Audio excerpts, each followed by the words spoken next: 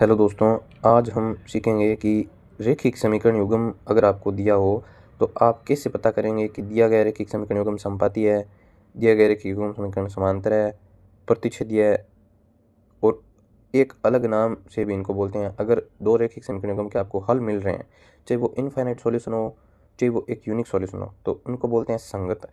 Otherwise अगर solution नहीं मिल रहा है, आपके जो इक्वेशंस है वो ग्राफ पेपर पे प्लॉट करने पे दोनों एक दूसरे के समांतर चल रहे हैं, ठीक है, वो काट ही नहीं रहे कोई बिंदु पे, तो उसको बोलते हैं असंगत।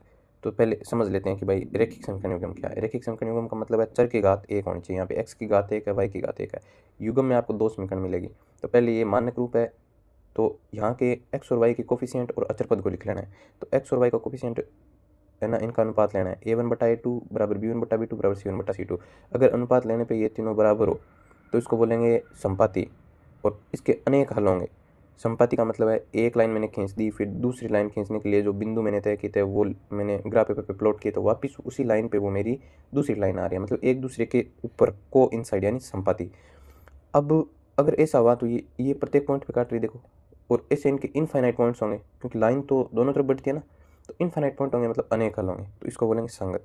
अब 2 नंबर केस क्या है मेरा, अगर a1/a2 बराबर हो जाए b1/b2 के, लेकिन c1/c2 के बराबर नहीं हो, तो इसको बोलेंगे समांतर और इसका कोई सॉल्यूशन नहीं होगा क्योंकि ये एक दूसरे से रूठी हुई है। देखो इनके बीच की जो दूरी है, इन दोनों समीकरण के बीच की, वो एक फिक्स दूरी बनी रहेगी, मतलब ये कभी नहीं काटेगी, अनंत पे भी नहीं, तो इसको बोलेंगे असंगत और इसका कोई सॉल्यूशन नहीं मिलेगा। अब 3 नंबर केस क्या है, अगर a1/a2 बराबर नहीं हो किसके b1/b2 के, तो इसको बोलेंगे प्रतिच्छेदी, मतलब ये एक दूसरे को कोई ना कोई एक बिंदु पे काटेगी और उस बिंदु के जो सॉल्यूशंस होंगे उसको, या फिर निर्देशांक होंगे, उसको बोलेंगे अद्वितीय हल, यूनिक सॉल्यूशन, क्योंकि ये सिर्फ और सिर्फ एक बिंदु पे काट रही है। तो इस रैखिक समीकरण को भी बोलेंगे अपने संगत रैखिक समीकरण युग्म। अब याद कैसे रखना है कि संगत कब बोलें असंगत कब बोलें। जब भी आपको सॉल्यूशन मिल रहा हो ना, चाहे वो अनेक हल हो, चाहे अद्वितीय हो, इनफाइनाइट सॉल्यूशन हो, चाहे यूनिक सॉल्यूशन हो, तो उसको बोलेंगे संगत, ठीक है। अगर आपको सॉल्यूशन मिल ही नहीं रहा बिल्कुल भी, मतलब किस केस में नहीं मिल रहा, जब वो दोनों समांतर चल रहे, तो उसको बोल देंगे असंगत। अब एक क्वेश्चन लिखा है मैंने जिसमें दो रैखिक समीकरण दिया है, तो इसको हल करने के लिए मानक रूप से तुलना करते हुए मैं लिखूंगा a1 का मान 2 है, a2 का मान 3 है, b1 का मान 3 है, b2 का मान कितना है, 1 है, c1 का मान -4 है और c2 का मान कितना है, -2।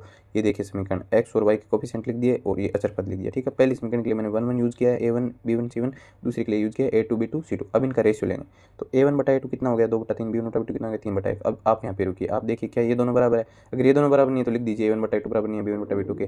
तो ये किस केस में होता था, जब वो एक दूसरे को काटती थी, अगर समीकरण एक दूसरे को काटती है किसी एक बिंदु पे, तो वो इस केस को फॉलो करता था।